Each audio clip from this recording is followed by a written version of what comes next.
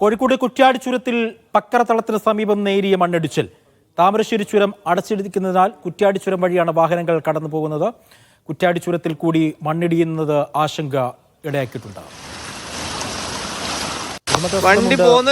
നൽകാനായി ശ്രമം നോക്കൂ. താമരശ്ശേരിക്ക് ബദലായ മറ്റൊരു ചുരങ്ക പാത ഒരു പാത അവിടെയും ഇപ്പോൾ മണ്ണിടിച്ചിൽ ഉണ്ടാവുകയാണ്. എന്താണ് വിശദാംശം? കുറ്റ്യാടി ചുരത്തിന്റെ പക്രതളം ചുരത്തിന്റെ 9ാമത്തെ വളവിന്റെ അവിടെയാണ് മണ്ണിടിച്ചിൽ. അത് നേരിയ മണ്ണിടിച്ചിലാണ് നിലവിലുണ്ടായിരിക്കുന്നത്. ആർക്കും അപകടമില്ല. മാത്രമല്ല അവിടെ വാഹന ഗതാഗതത്തിന് തടസ്സം ഉണ്ടായില്ല.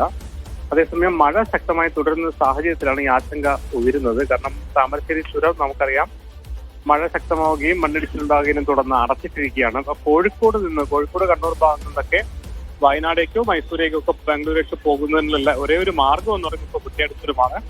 അവിടെ ഈ തരത്തിൽ മണ്ണിടിച്ചിൽ തുടങ്ങിയിരിക്കുന്നത് ഒരു ആശങ്ക ഉണ്ടാക്കിയിട്ടുണ്ട്. എന്നാലും നിലവിൽ ഇടിച്ചു വീണ മണ്ണ് മാറ്റി ഗതാഗതം നേരെ തന്നെ മുന്നോട്ട് പോകുന്നുണ്ട്. എന്തായാലും രാത്രിയും എല്ലാം കുറ്റ്യാടി ഭാഗങ്ങളൊക്കെ തന്നെ മഴ തുടരുന്നത് ഒരു ആശങ്ക നിലനിർത്തിയിട്ടുണ്ട്.